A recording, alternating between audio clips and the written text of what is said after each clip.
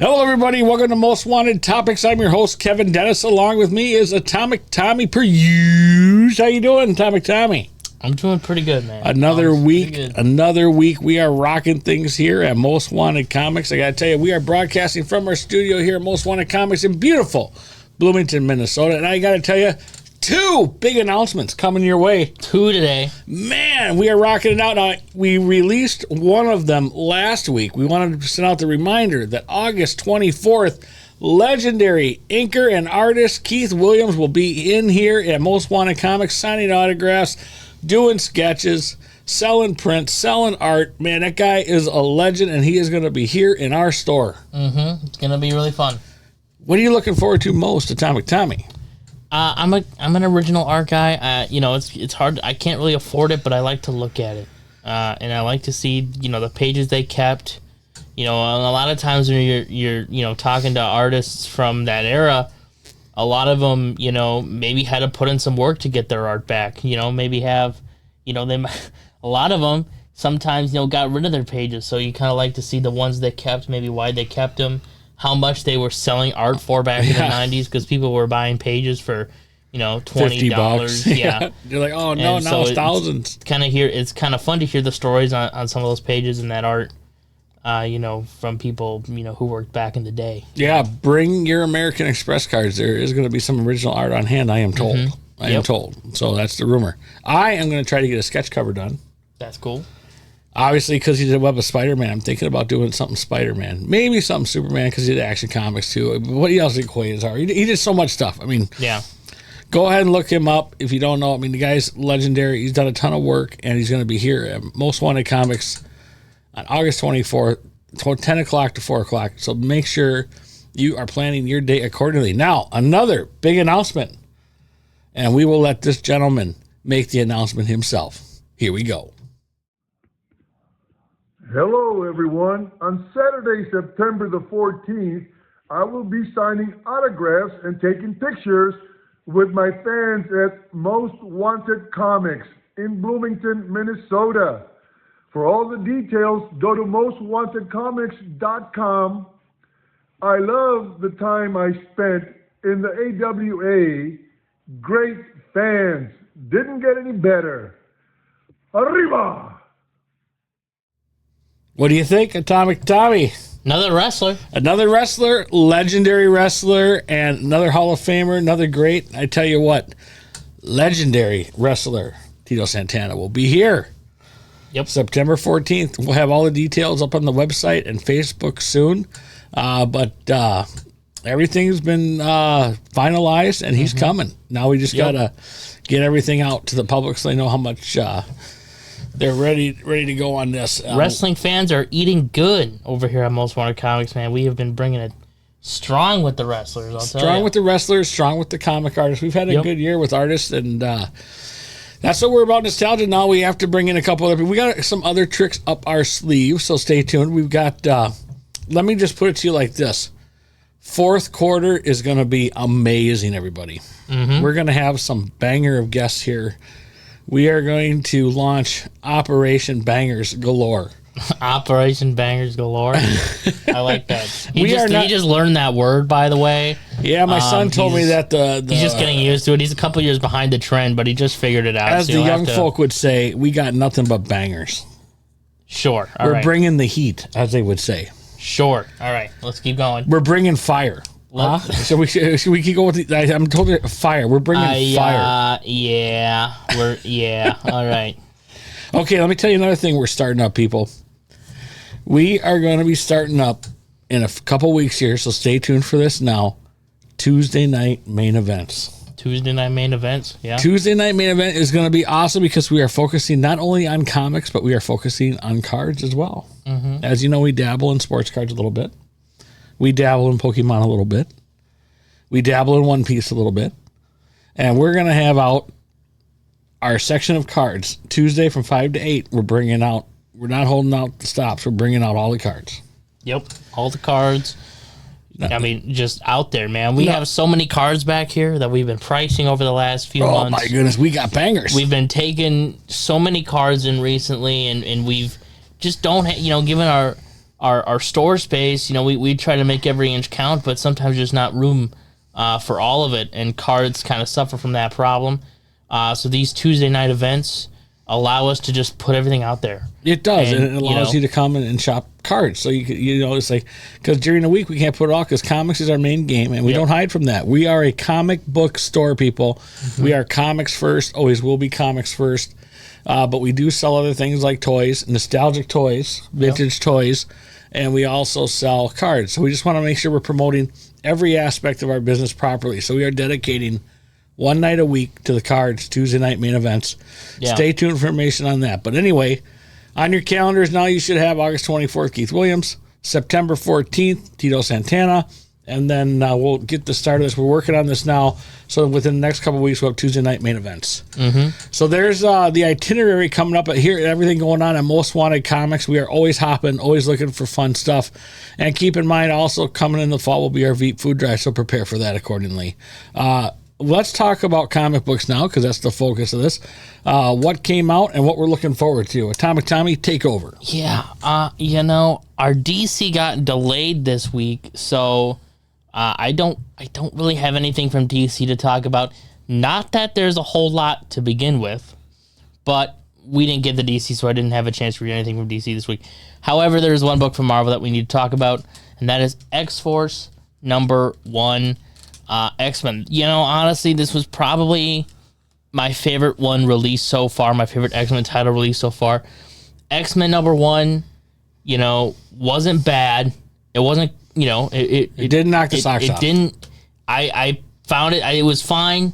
It wasn't great, it wasn't bad, it was fine. Phoenix was pretty good. NYX I thought was kind of underwhelming, but X-Force was a lot of fun. I really like this lineup.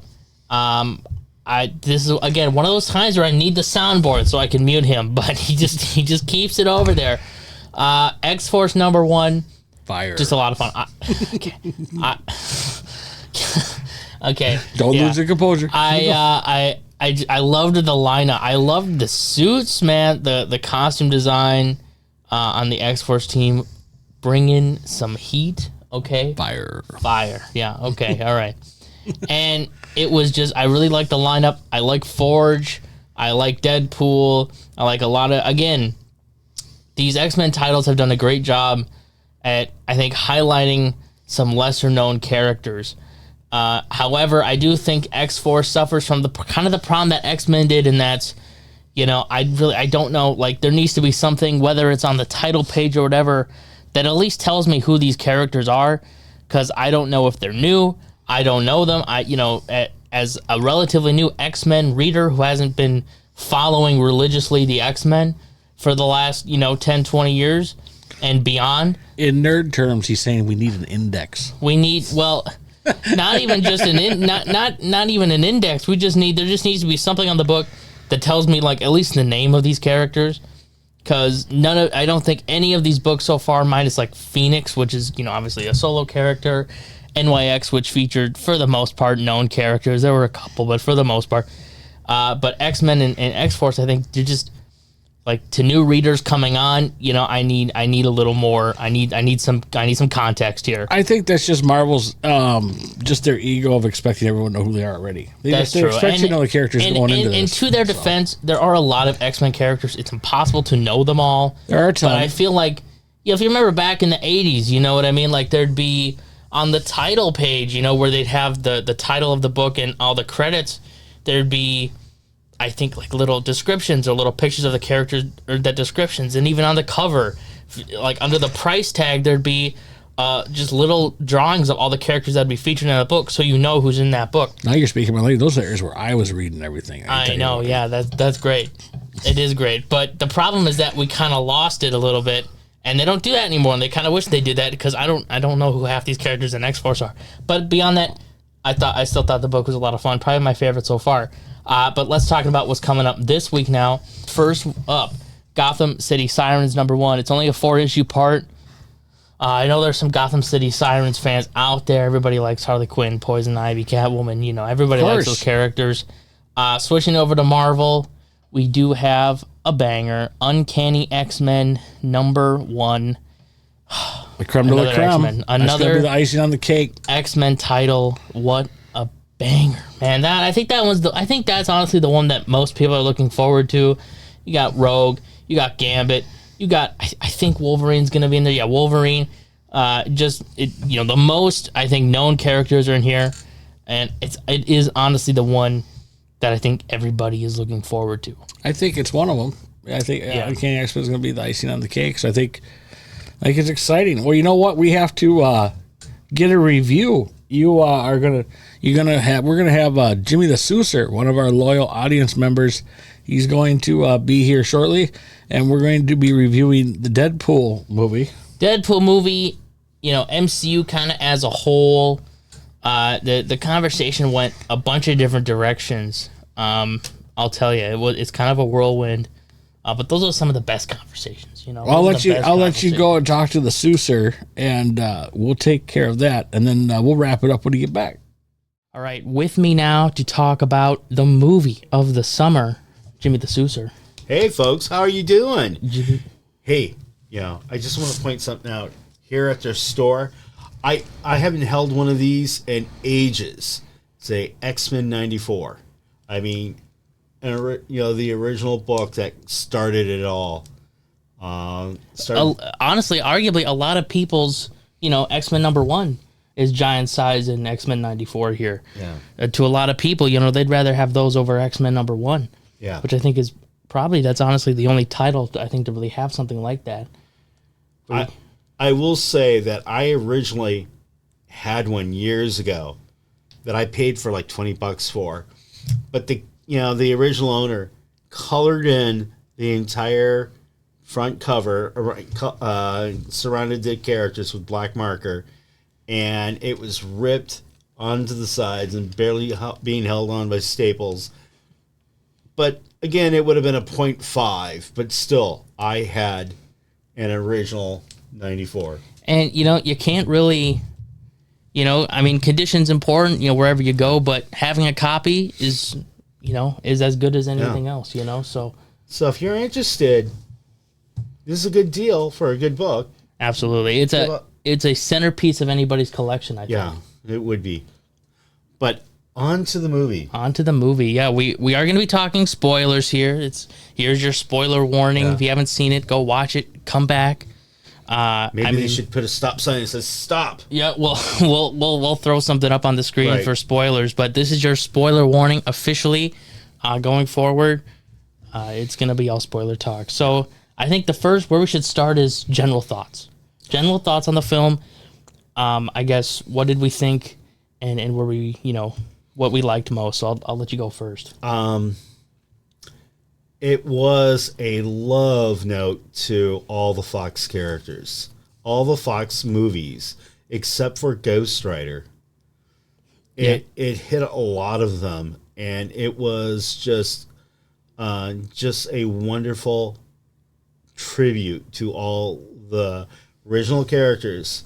And I'm talking about, okay, these are spoilers, but it's a tribute to the X-Men, to Daredevil, Elektra, Blade, which is by far, to my eyes, one of the still best Marvel films that wasn't a Marvel film. Yeah, and it was the first. It was done in '98. Yeah, I think we'll pivot to Blade, but it's kind of the OG Marvel movie. I think. Yep. I mean, it holds up today.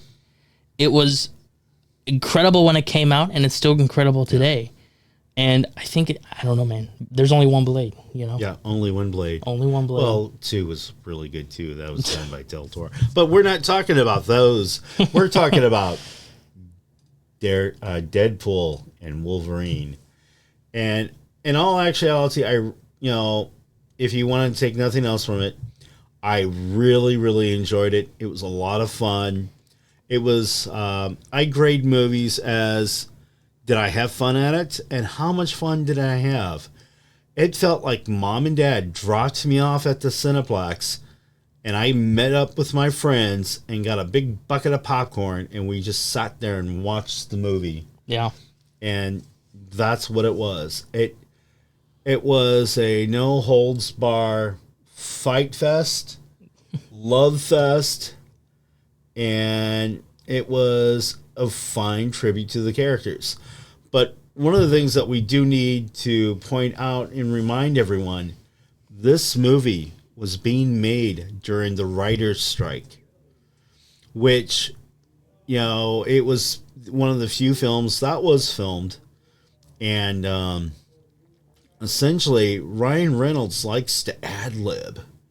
You know, he'll go crazy and do his little ad-libs and have fun, but they had to rein him back because that's writing. And he is part of the Screen Writers Guild. So he had to hold back a bit. So yeah, that's a good point. And I think something that probably everybody forgot, because I mean, the writer's strike was a big deal, and we don't have to go into how that affected everything, but the writer's strike was a big deal. It put everything on hold, and it changed. I think it really did change this movie in a lot of ways. You know, going back to what you said about Ryan Reynolds ad-libbing, I think there would have been a lot. I think the jokes would have been a lot different. I think there would have been a lot, I guess, more of a, how do I say, maybe variety. I guess, and maybe the kind of jokes, the kind of things he joked about. And I think that's an important thing to bring up. I thought the movie was great. Honestly, I've heard nothing but good things about this movie from everybody I've talked to. You know, usually with any movie, you know, I really liked it. Oh, I thought it was, but with this movie, no. I've heard nonstop praise about Deadpool and Wolverine. And it's the first time, I think, really since No Way Home that I've seen people be like, I've seen this movie 3 or 4 times, you know, which you don't see a lot these days with Marvel films and superhero films. And everybody, and they all say I enjoyed it even more the second time, you know, which I think is really a tribute to this film, because you can't always do that. Not every film has, you know, the rewatch holdup. And we're going to talk, I want to talk a little bit about technical details of things that I really enjoyed, like the fight scenes. Mm-hmm. They did a way for Wolverine fighting in this one that was so different. It was where he would run on all fours. Yeah, that was interesting. To get to Deadpool. And I was like, wow, that is super cool. This is showing the feral Wolverine. The Wolverine from, back in the day with, if we're talking comics-wise, this era of Wolverine, where he was just an animal. And that was, like, so cool. But as the film progressed, he mellowed out. The character does mellow out. And, it was so interesting. It was, And to that, I think this movie, again, as you said, there was a lot of fighting in this movie, which, I mean, I've heard some people, like, complain about that, like, there's no story, it's all fighting. Well, there is a story. There is a story. And the fighting, I think, is what I think a lot of people want to see. They want to see Deadpool and Wolverine fight.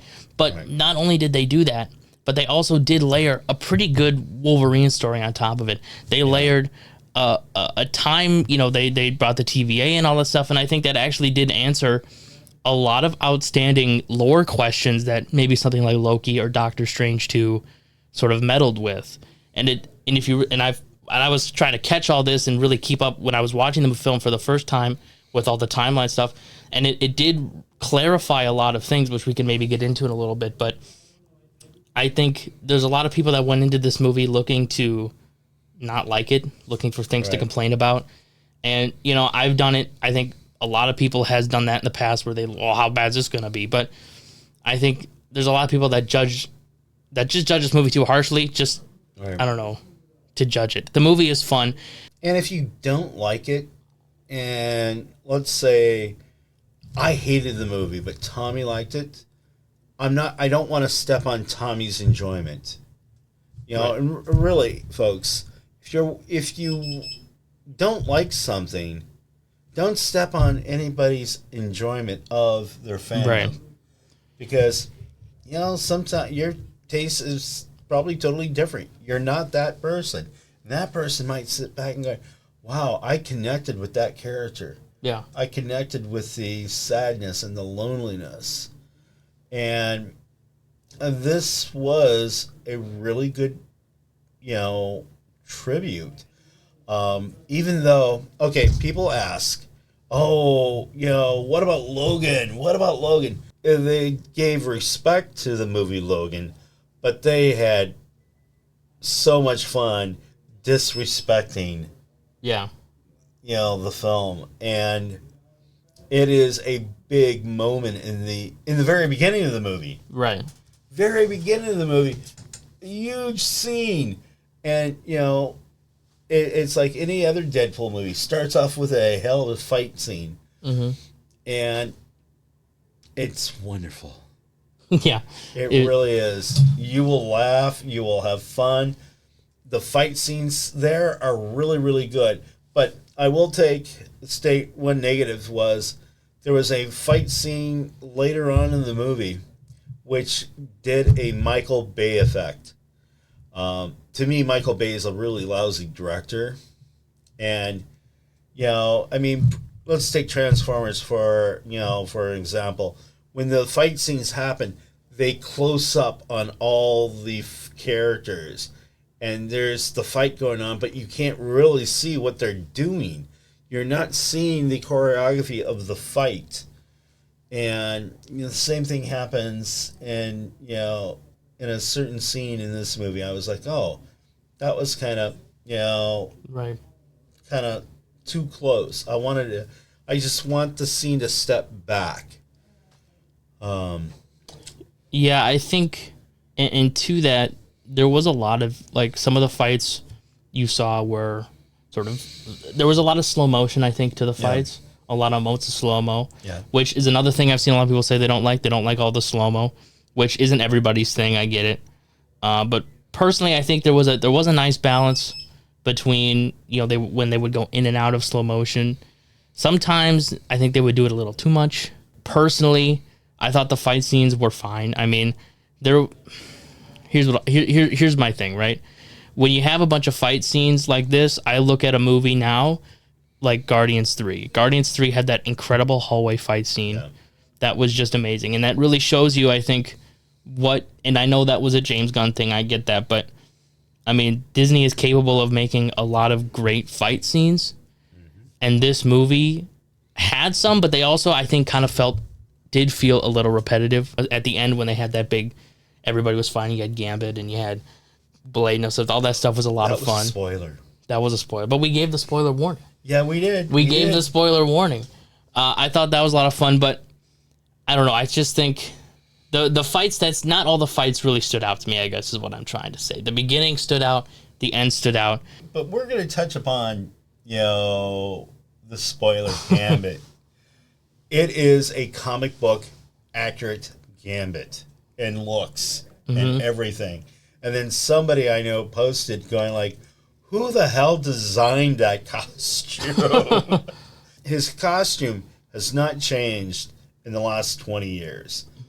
And it's that bright pink with black, and it looks like, just this awkward. And the costume does look awkward, you know, in the movie a bit. Like, oh, wait, can he turn his head? But that's all, again, the costume and not... the character, and they really, have fun with the accent. And the character too. And the character too, yeah. Yeah. Yeah, I mean, we can kind of go into our favorite cameos in the film, because there were a lot of cameos. And, the more you think about it, the more there are. The one, and the big one, let's not tell the people. No, you don't want to. Okay, we don't have to. That one, I think people should be surprised, but you'll know it when you see it. You will laugh hysterically, because you're going to go, "Wait, what?" My favorite cameo, I'm just gonna say it, was Chris Evans as Human Torch. That was my absolute favorite cameo, and he was the best one. He was the best one, and even to that, look, some people really don't like the Fantastic Four movie, which is fine. I get it. I'm not I agree with most of the points people raise about it. It definitely isn't that great of a Fantastic Four film, but to me, I grew up watching that movie. It has a special place in my heart. And Chris Evans' Human Torch, to see him back one more time as the Human Torch was just a lot of fun. I'm hearing now talk that people are actually enjoying the second one a lot more. Yeah. The Rise of the Silver Surfer. Because people are going, wow, that was a screen accurate, Silver Surfer. Mm-hmm. And it's done so well. The only thing that was bad about it was the cloud. And, the Galactus cloud, yeah. And that was a spin from New Universe at the time. Because, I did not care for, the New Universes at that time, version of Galactus. Yeah, I think, and to the point of the Silver Surfer, I think one of the reasons why we're seeing that is because, unless they got something planned for, like, Secret Wars, it might very well be the only time we see a Norrin Rad Silver Surfer, because in the new Fantastic Four film, it's going to be taking off the Earth X Silver Surfer, which was Norrin Rad's wife, I think. Are they calling it, again, we don't know that for sure. Right, they like to lie to us. Remember that, folks. They lie to us at times. Just it's an allegedly that's what's going to happen, right. But I don't know. Anya Taylor-Joy is rumored to be the actress playing that character. Yeah. And if that is the case, then we might not see a Norrin Rad Silver Surfer. And I think Rise of the Silver Surfer might be the place you go to see that. Right. Go ahead. No, if you're right, which I think you're going to be wrong. Maybe. Look how long they let us think, and speculators were going, oh, Taylor Swift is not in this movie, folks. That is true.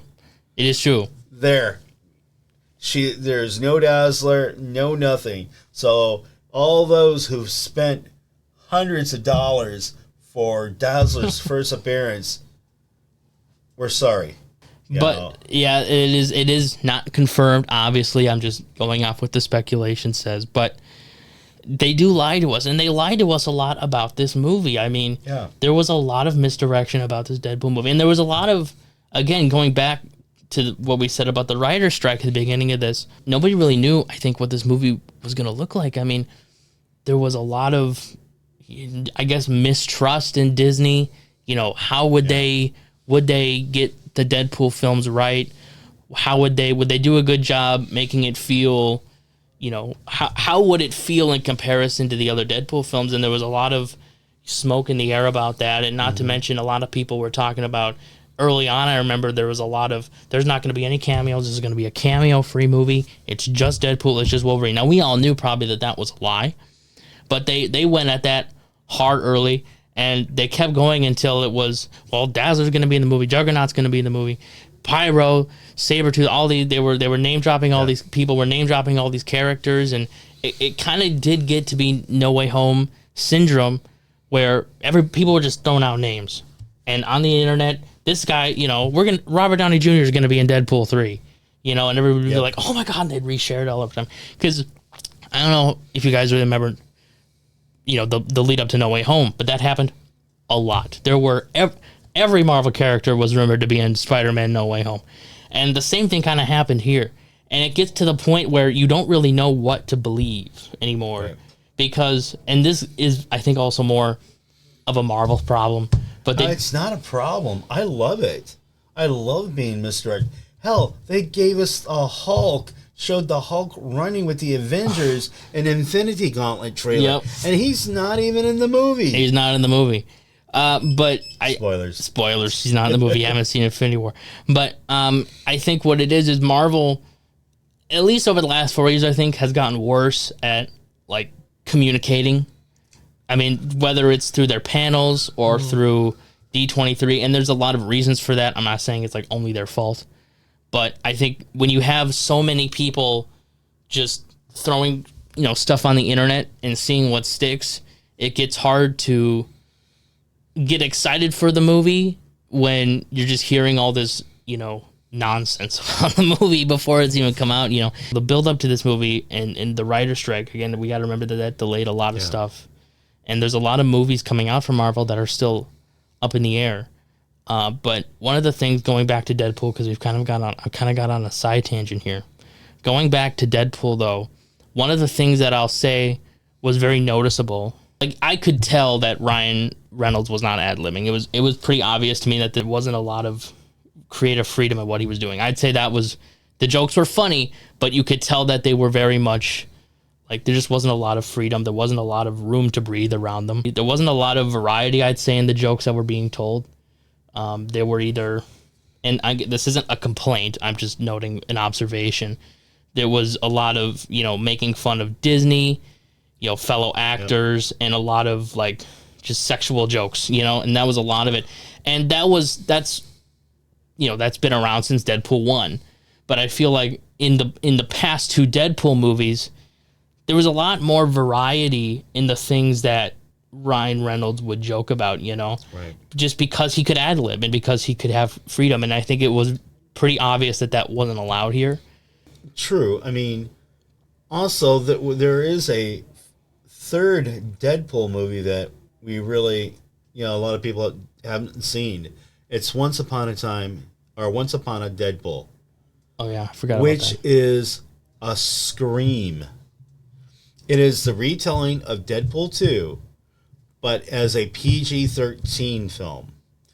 And this basically what the part of the premise is, the storyline is still the same a bit, but what happens is they kidnap Fred Savage, adult Fred Savage, and put him in the same room as he was in for Princess Bride. And Deadpool is reading him the storybook. That is some of the funniest stuff you will see. It is a scream. Because Fred Savage banter with Ryan Reynolds is classic. And you'll enjoy it. Yeah. Totally enjoy it. Yeah, but yeah, that is true. I haven't seen that. I've heard of it. I forgot about it until you mentioned it. Yeah. Well, it was their way of giving a nod, going, hey, Disney, we can do PG if we need to. Yeah. And they did. Mm-hmm. One thing I kind of want to talk about a little bit in Deadpool, because we've kind of gone all over the place in the conversation, but one thing that I kind of want to go back to is really what they did with the TVA in this movie and how they cleared up, I think, a lot of questions that I had and I know a lot of other people had regarding how the multiverse and timelines really worked. Because one of the things that they introduced in Loki was this idea of like the sacred timeline and, all these other timelines that were known as the multiverse, right? Well, then you hear in things like Doctor Strange 2 and even back in Doctor Strange 1 that, well, the multiverse is actually a collection of, infinite Earths, similar to something like you might see in DC. So the question that a lot of people had, well, which is it? Is it Earths or is it timelines? And that was never really something that was really answered up until, I think, now, but that was never really something that they touched upon. Even in Loki Season 2, they didn't really do a good job of clarifying that. And in fact, I think they only raised more questions in Loki Season 2. But one of the things that this movie clarifies, and if you look at sort of how they describe, like Wolverine being that pivotal being in the universe and causing the timeline disintegration, what it really clarifies is that, there's realities, alternate Earths, and there's timelines. What it's basically saying is it's saying there's both. And that may be like, well, yeah, that's so simple, but that was so needed because nothing has really come out and ever said that like that. And it's easy to miss. It's easy to miss that. But if, you kind of read between the lines of what's going on, I think they finally did answer that, which I think was so important. And I give them a lot of props for that.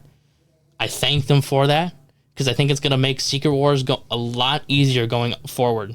It's going to make a lot of these big multiverse projects going forward. Doom War. Yeah, I think it's going to make a lot of these big multiverse projects easier to understand going forward if we have a clear foundation of what is the multiverse, But yeah, I want to throw that out there because I think it's something that not enough people are talking about in the film. Right. And I think what they want to do too is their way of differentiating that in DC, Right. because the DCU, is all over the place as well. Right. And in all actuality, I like the concept of the multi-universe, but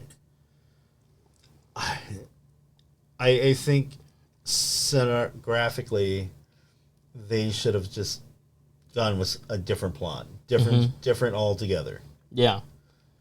Maybe dealing with one multiple universe, bring in the X-Men, or have the X-Men always here and move on. And one of the things that I think we've seen in Marvel is just like their whole plan has kind of fallen apart. And they've kind of, over this last maybe year or two, had to rebuild it from the ground up, whether it was because of the writer's strike or the pandemic or the Jonathan Major stuff or anything like that. Their whole multiverse saga kind of fell apart, and it wasn't even all their fault. Like you can't blame it all on them, but they had to. I mean, a lot of the projects that, Doctor Strange 3, is that even happening? We don't know. Eternals 2, gone. Blade, that we don't even know if Blade is happening. There are so many projects that are being scrapped, and like the multiverse thing, I think in concept was a lot of fun, and we saw how that fun can play out here in No Way Home. Right. I mean, we've seen how fun it can be, but it's also given a lot of headaches, especially when you have writers of shows that don't really connect with one another. They don't really have the same idea. They don't have the same definition. They tell it a different way. They confuse it a different way. We saw that a lot again between like Loki and Doctor Strange 2.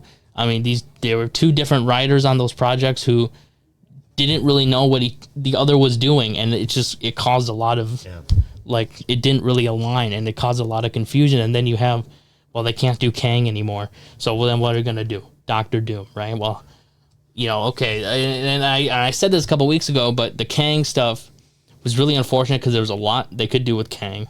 There's a lot still to do with Kang. Ant-Man 3 really set that up big time.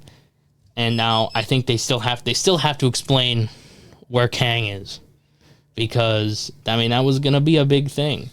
And I don't get me wrong, I like Doctor Doom. I think that's gonna be really cool, but they're just straight up abandoning it, and it just wiping their hands clean of Kang without really resolving those post-credit scenes. Jonathan Majors just. It was an unfortunate situation. Right. And I think essentially, and I agree with you, that a lot of this that's gone on has been like the perfect storm, just one bad luck after the next. Yeah. And, and everybody was relying so heavily on, all these movies interconnecting. Right. And it just kind of got lost. Yeah, and that's another good point. I think one of the things that this last two phases, 4 and 5, really miss is that interconnectivity. Now, what Deadpool does really well, and I think the reason why Deadpool is probably one of the best movies we've gotten since Endgame or Infinity War, is the fact that it has that ability to make fun of the things they're doing wrong. I mean, you can tell, because they made fun of Disney a lot in this movie. There was a lot of, when Deadpool had that line to Wolverine, "Welcome to the MCU, you're coming in at a bit of a low point." I thought that was a great line.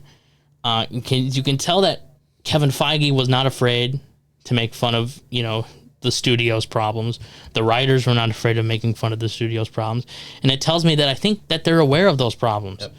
And that there's no other character that you can really do this with outside of She-Hulk, right? Which they did a little bit in the show, not too much, mostly because all that stuff was still kind of going on when that show was being made. But now that, here we are, Deadpool, they can use Deadpool as an opportunity, and they did really well to just sort of say, hey, we messed up, but, we're going to get things back on track, which I hope they do. And from this movie, I think they're going to do. But I think they really do need to go back to the interconnectivity of the movies. Because, I look at like the big slate of everything that's come out in the last 4 years of Marvel. And I don't really, I mean, you have all of these new characters that were introduced, you know, Shang-Chi, Moon Knight, She-Hulk, you know, even things like Kate Bishop and Ms. Marvel. And while there's some connectivity there, specifically, I think, with Kate Bishop and Ms. Marvel, the rest of those characters just kind of feel out there, you know? Right. And that's, if we're talking like street level Marvel, like Moon Knight, that's not necessarily a bad thing. Because I don't see like them doing a big West Coast Avengers thing anytime soon. Or, you know, I think Moon Knight works perfectly fine as his own character. I don't think he needs to really be this Avengers level guy. So I think that's fine. Daredevil the same way, right? Daredevil. Moon Knight can be part of the horror aspect. Right. I mean, we also forgot Jack Russell. Werewolf by Night. I did forget about Werewolf by Night. That was my bad. Yeah, which, again, was probably, in my eyes, one of the top 5 Marvel productions. Mm-hmm. It was so well done, and it was so good, and I want more films that style, maybe for Disney Plus, and where you can sit back for an hour or so, watch, you know, Man-Thing, you know, a story like that, because they did Man-Thing so well in that movie. Yeah. I'm a fan of horror, while Tommy's not. And I love Marvel horror characters. Mm-hmm. As if you remember last time I was here, we talked about Wolverine. Right. And again, Ben Percy's, you're doing a great job. Keep on doing what you're doing with the Ghost Riders. You can't compete. Mm-hmm. But again, I want to see more of that stuff eventually. Now we're talking the future of what we want to see in Marvel. I want to see that come in. Right now, the Agatha Harkness series. Folks, that was a surprise. They didn't plan on doing that until they saw our reaction to WandaVision. Right. And we wanted more of her. And that was, again, one of those projects that they could have, and they were probably planning on scrapping. Because a lot of those shows that they announced, because that was announced, I think, back in like 21 or something like that, when they had that big D23 panel, they announced a whole bunch of shows, you know, Ironheart, Armor Wars, you know, this show and all that stuff. And a lot of that stuff has been canceled. And Agatha was on the chopping block. In fact, there's a lot of people who were reporting that it was scrapped and it was canceled. And I don't know, maybe it was Werewolf by Night that brought it back. Maybe it was just, you know, the boom that people are, you know, horror movies are always popular. Maybe somebody on the inside was like, hey, we need to move forward with this. You know, we need to go more. There needs to be more horror, right? It's a genre we haven't experienced very much, or experimented with, very much. And I think it's great that that show is happening.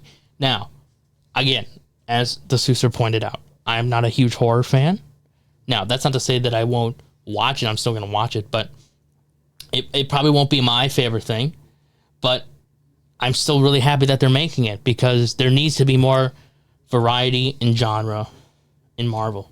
And there needs to be just more variety, no matter what it is. There just needs to be more variety, and this gives that. Well, in the very beginning of Marvel, if you watch it, essentially what they did was do genres for their characters. Mm-hmm. Captain America was, the first one was a World War II movie. The second one was an espionage film, and so on. Ant-Man were heist films until we got 3. Right. And I liked that, them putting them into certain genres like that. Mm-hmm. And it worked. It really, really did. And I think what happened is that they kind of lost their way. Right. You know, I mean, after Shang-Chi was a, you know, Shaw Brothers, you know, spectacle. You know, I'm a huge martial arts kung fu fan. All right? I love the Chinese, you know, movies. And, yeah, you know, it was fun. It was great. It had mysticism. It had monsters. You know, and like, so, yeah, Doctor Strange can walk out into this film at any time. Yeah. He obviously didn't, but he could have. Right. And again, it was just so much fun. Yeah. I completely agree with that too. I mean, if you look at Marvel movies now, I mean, there isn't really, that they do all feel the same. And that's something I people have been saying for a long, long time now. But I think now more than ever over these last 4 years, they do kind of all feel the same. All the shows feel the same. And they're different in, microscopic ways, but they all have kind of the same formula. They all have the same structure, and it does get repetitive. And throwing in something like Agatha, even if it's not everybody's most requested project or not everyone's most requested character or whatever, shakes things up a little bit. Yeah. And I don't really see a problem with that. If it's done well, it's done well, and there's no harm, no foul. Yeah, I mean, honestly, the Deadpool Wolverine should be the start of a new phase. Mm-hmm. I don't know what phase they're in now.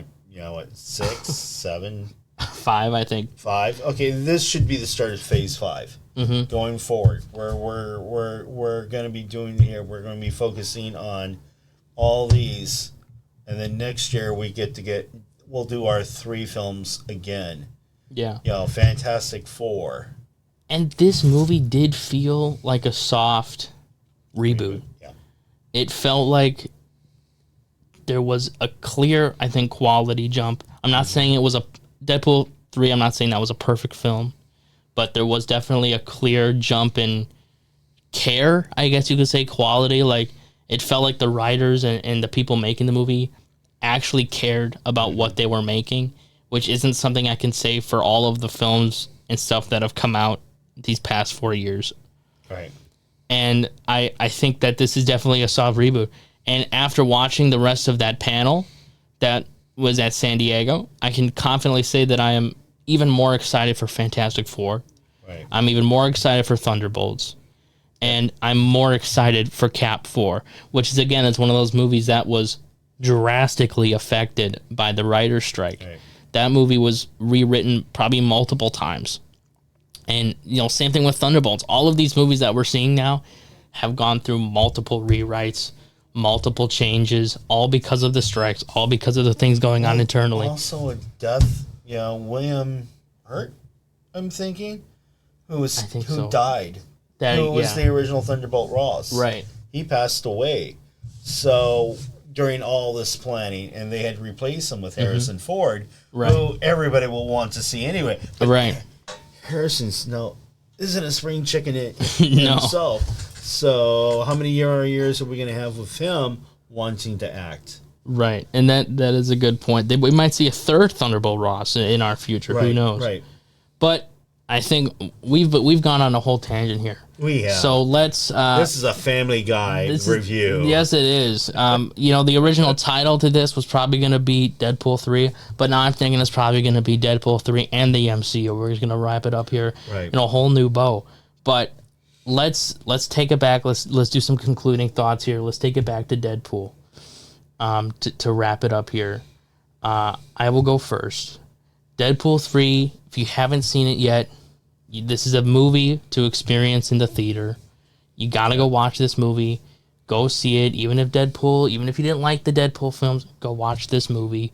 If you liked even one of the Fox films, there's a whole thing. There's a whole montage in the end credits that just rolls you through the history of the Fox films, and that was so cool. Yep. Yeah, it was like they're taking right. The send-off to the Fox films. And that was so cool. So this movie was great. It's, I think, a new chapter of Marvel. We're so back. I think Marvel is back. I think Marvel is now, I think this was the jolt it needed to really push it back to the forefront of superhero films and superhero media. And I hope it stays that way, and I hope they keep it up. Yeah. And also, everyone, my view is it's a good time. Mm-hmm. You don't go, it's going to blah, blah. No, just sit down. You go to the movie. If you have your parents still alive, have them drive you off at these Cineplex. Get your bucket of popcorn, meet your friends, and just watch the movie and laugh and have a good time. That's what it's there for. Right. And I think a lot of the older we get, the more jaded we get. And you know what? If you don't like it, you don't like it. It's okay, but don't spout doom and gloom like, oh, this is it for Marvel. This is, no, folks. Sorry, Disney has more money than the Queen of England. They're not done. Right. And people keep on shouting superhero fatigue. Mm-hmm. No. That's the other thing. I think I do want to. I think I want to touch on that real quick before we go. Okay, let's go. Superhero fatigue, because I hear that term thrown out a lot, and personally, I don't think that's a thing. I don't think that's. I don't know where that comes from. I do think that there's a lot of casual Marvel fans, superhero fans that maybe hopped on the bandwagon, with Infinity War or any of the, earlier back in the day Marvel films. I think there's a lot of casual fans that, maybe never read a comic and were just watching it because their friends told them to, that just aren't enjoying it as much anymore.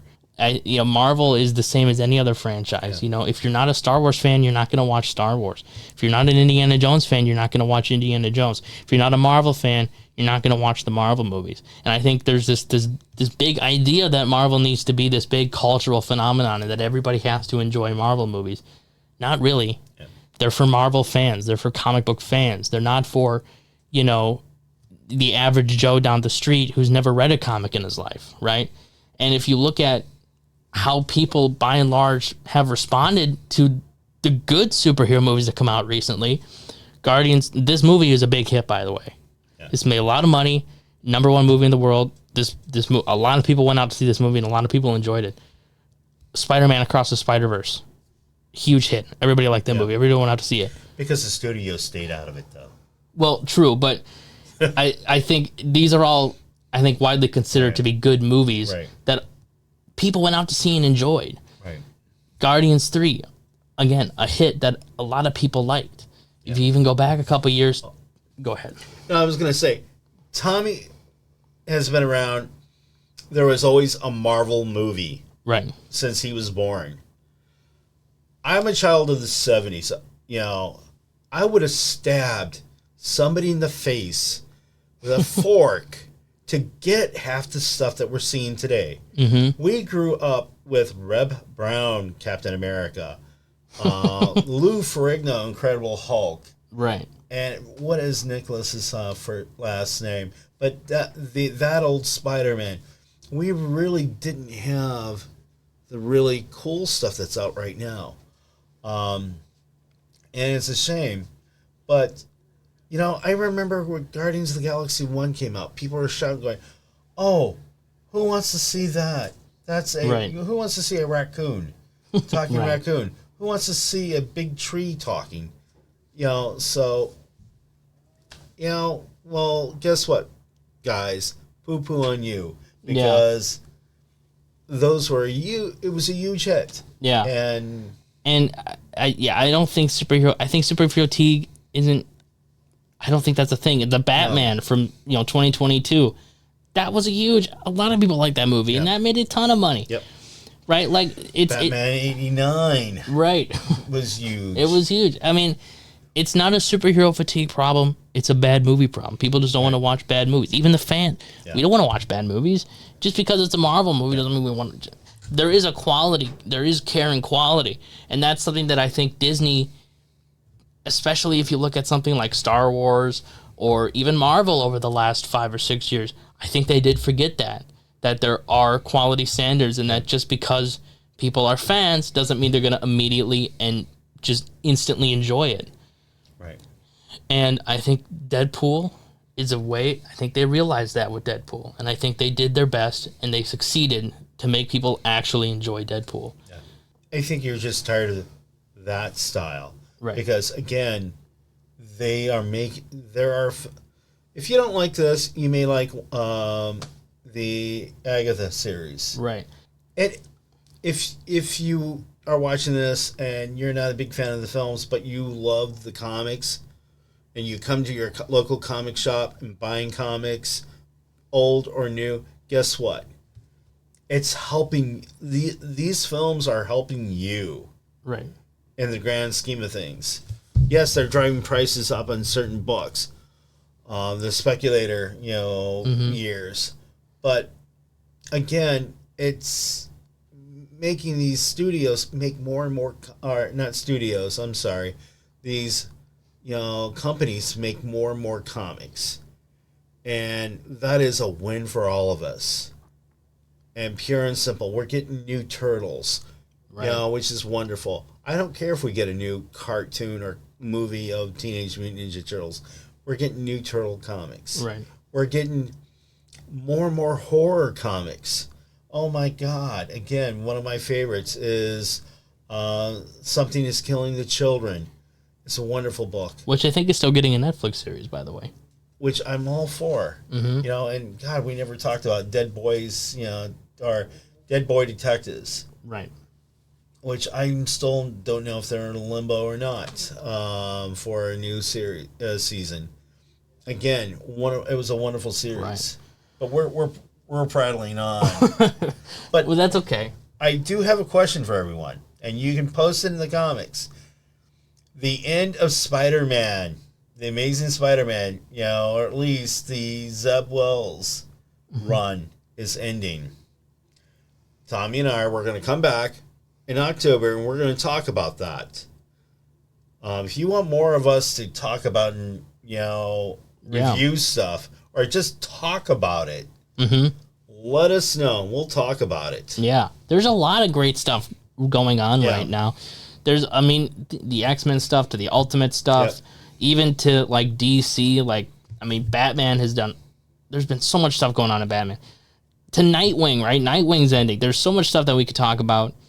Let us know if you want to hear anything. We can talk about the Ghost Machine series. We can talk about Ghost Machine. It's those books. Yeah. Well, that was a long convo. That was a tangent. This could be its own. It could be its own thing. We went a million different directions here today. It started out as a Deadpool review, ended with a Marvel review. Yes. And that's how some of the best conversations go. So thank you for coming on, Suser. Oh, no problem. Any final thoughts? Come to the store, buy this. Come to the store, buy an X-Men 94. Everybody needs one. In some way, shape, or form, everybody needs one. But thank you for coming on, and we'll see you. We'll definitely see you in October for the Spider-Man thing, if not before that. We'll see you next time. Yeah, and always support your local comic shop, no matter who it is. If it's Most Wanted, which should be your number one comic book store. If not, go to your local comic shop, support them, tell them you love them, and buy some comics. Buy some comics from your local store. I am a little biased. So thank you for coming on. We'll see you next time. Take care. Well, did you think you covered everything you needed to cover with the Seuss? I think, we did. It was, again, went a lot of different directions there. There was a lot of different things covered, a lot of side spin-offs, but it was good. I think we got our points out about Deadpool 3. I think we got, again, a lot of stuff was covered. But I think the synopsis is still everybody likes the movie. I think so. Everybody likes the movie, and it was a great movie. So it was. If you haven't seen it yet, go see it. You're missing out. If you haven't seen it for a second time, go see it a second time, because I think everyone's going to see it a minimum of 2 times at least. At least 2 times minimum, because it's just so cool. You got to go see it twice. Yeah. Yeah.